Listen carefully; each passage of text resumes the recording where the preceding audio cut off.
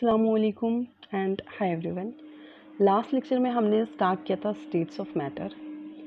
उस वीडियो में हमने जाना था कि मैटर क्या होता है। फिर हमने मैटर की क्लासिफिकेशन की थी और दो टाइप्स में क्लासिफाइड था, फिजिकल क्लासिफिकेशन और केमिकल क्लासिफिकेशन। ठीक है, उसके बाद फिजिकल क्लासिफिकेशन के बेसिस पे हमने देखा था कि मैटर सॉलिड भी हो सकते हैं, मैटर लिक्विड भी हो सकते हैं और मैटर गैस भी हो सकता है। समझ आई? तीनों को बारी बारी करके हमने डिस्कस कर लिया था। आज हम करने वाले हैं आज के इस लेक्चर में टाइप्स ऑफ सॉलिड्स। सबसे पहले बच्चा जी आपको पता होना चाहिए कि सॉलिड जो एक ठोस चीज़ होती है, एक रिजिड चीज़ जो होती है, सख्त चीज़ किससे बनी होती है। ठीक है, तो ये तो बनी होती है एटम्स की, ओब्लिक मतलब या मॉलिक्यूल्स की, या फिर आयंस की। चलिए अब इन सारी चीज़ों को क्लियर करते हैं। पहले एक बार एटम्स क्या होते हैं।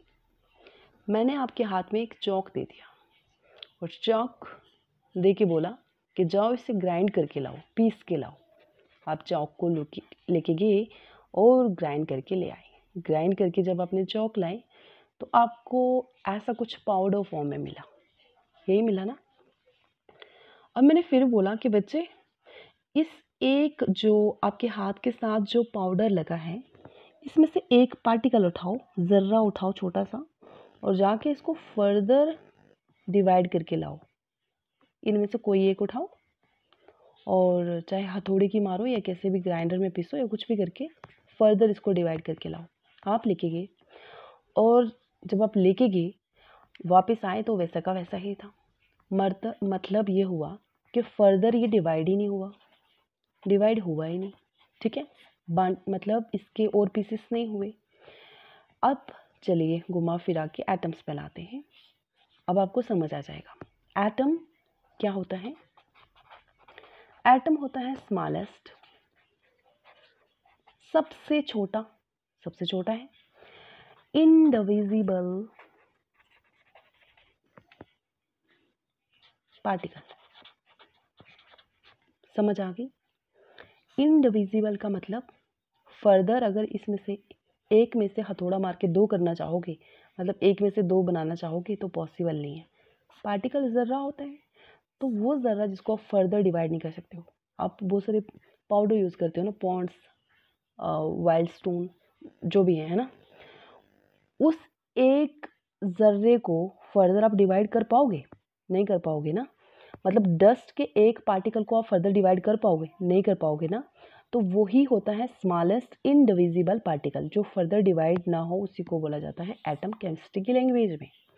चलो, आई होप ये चीज़ आपको क्लियर हुई होगी। मॉलिक्यूल क्या होता है? मॉलिक्यूल क्या, यहाँ से वही चौक के दो या दो से ज़्यादा पार्टिकल्स इकट्ठे हुए और इकट्ठे होने के बाद इन्होंने बना दिया मॉलिक्यूल। मतलब ये हुआ कि ग्रुप ऑफ टू या फिर और मोर देन टू एटम्स, दो एटम या दो से ज़्यादा एटम्स मिलकर आपस में क्या बनाते हैं? मॉलिक्यूल। अब जो मॉलिक्यूल बना, इसको आप फर्दर डिवाइड कर सकते हैं। कैसे? दो एटम है, डिवाइड कर पाओगे। ग्रुप ऑफ एटम है, आराम से डिवाइड हो जाएंगे, एक एक एटम अलग अलग हो जाएगा, है ना। तो ये फर्दर डिवाइड हो सकता है, लेकिन केमिकल कंपोजिशन तो सेम रहेगा। ठीक है, प्रॉपर्टीज भी सेम रहेंगी। अब आपको क्लियर हो गया होगा कि एटम से मिलकर क्या बन गया? मॉलिक्यूल। और जब दो एटम्स या दो से ज़्यादा एटम्स आपस में मिलेंगे और क्या बनाएंगे? मॉलिक्यूल्स। अब ये आफत आयंस क्या है?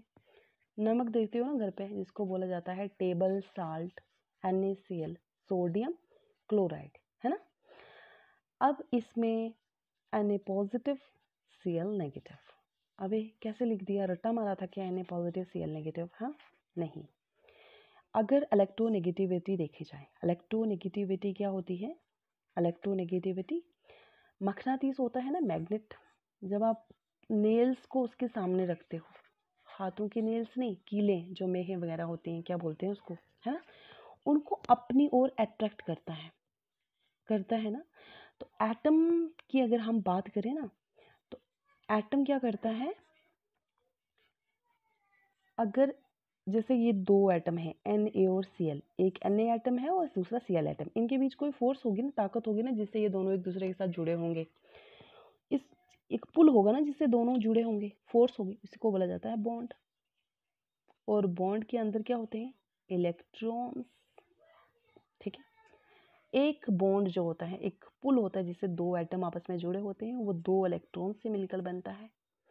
और नई बात है कि वो उसमें 3 इलेक्ट्रॉन्स भी हो सकते हैं, ठीक है, समझ आई। अब यहाँ देखिए आप, 2 इलेक्ट्रॉन मैक्सिमम मतलब 2 ही होते हैं, ये 3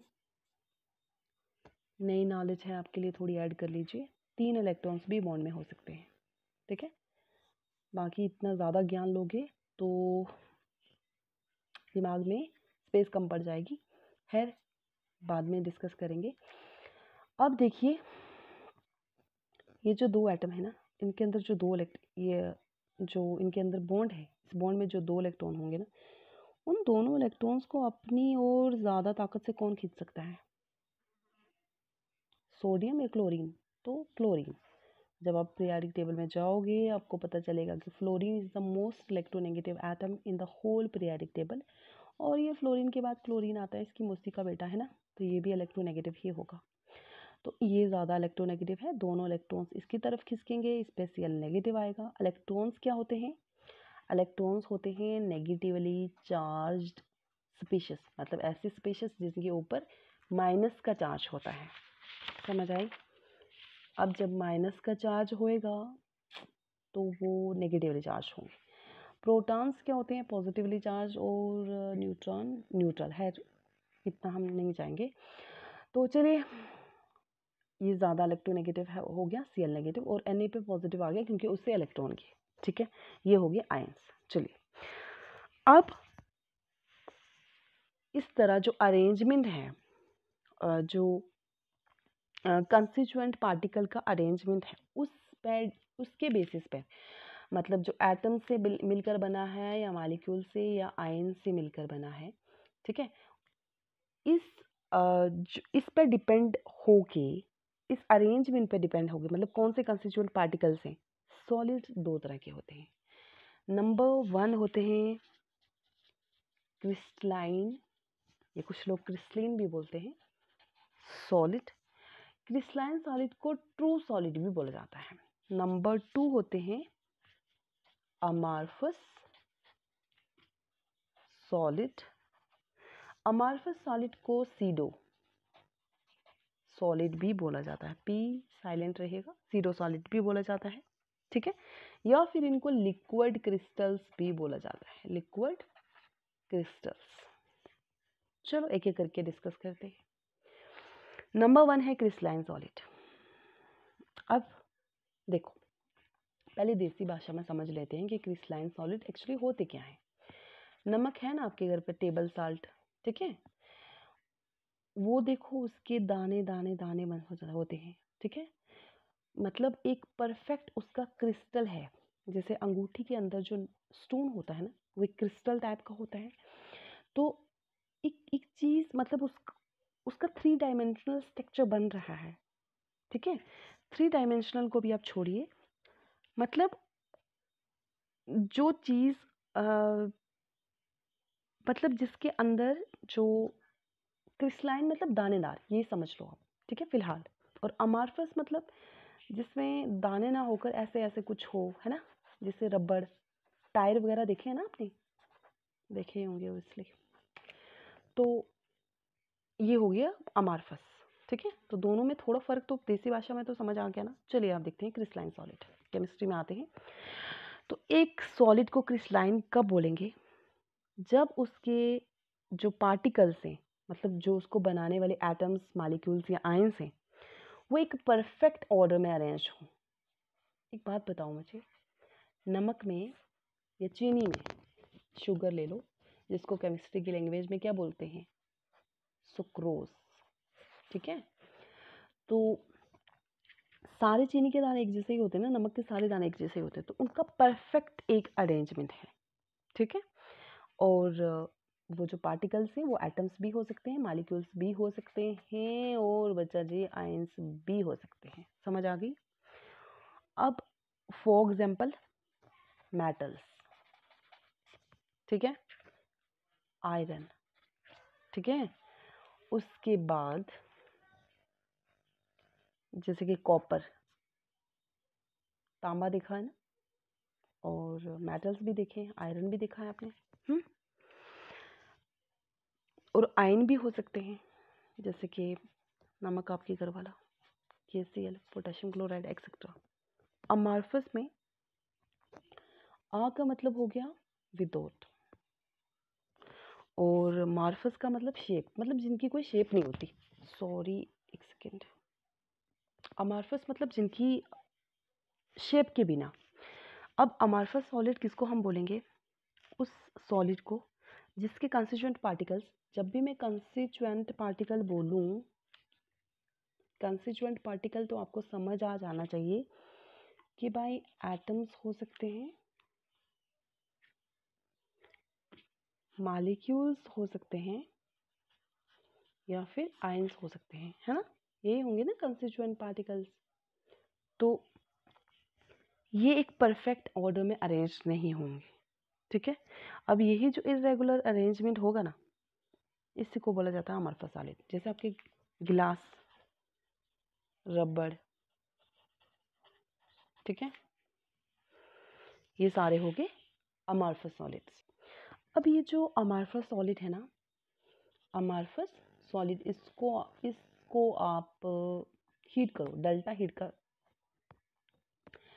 सिंबल होता है। तो AS मतलब अमॉर्फस सॉलिड को हीट किया आपने, ठीक है, स्ट्रॉन्ग हीटिंग करनी है, बहुत ज़्यादा टेम्परेचर देना है, और उसके बाद ठंडा करना है, तो आपको पता चलेगा कि ये तो क्या बन गया, क्रिस्टलाइन सॉलिड बन गया। ठीक है, तो ऐसा हो सकता है, अमॉर्फस क्रिस्टलाइन में चेंज हो सकते हैं। ठीक है, जब आप इनकी स्ट्रॉन्ग हीटिंग करेंगे और फिर सडन कूलिंग करेंगे। अब प्रोसेस का नाम होता है अनाइलिंग। ठीक है, इस प्रोसेस को बोला जाता है। जैसे ग्लास है, ग्लास क्या है, अमॉर्फस सॉलिड है। इस अमॉर्फस सॉलिड को आपने हीट किया बच्चा, ठीक है, और उसके बाद ठंडा भी किया, ठीक है, और ये बन गया क्वार्ट्ज। क्वार्ट्ज क्या है, क्रिस्टलाइन सॉलिड है। अब आज के लिए इतना ही। वीडियो देखिए, वीडियो देखने के बाद अपना फीडबैक दीजिए। आपको वीडियो पसंद आई, कैसी लगी, कोई और फीडबैक देना चाहो तो वो भी दे सकते हो। आज के लिए इतना ही, थैंक यू।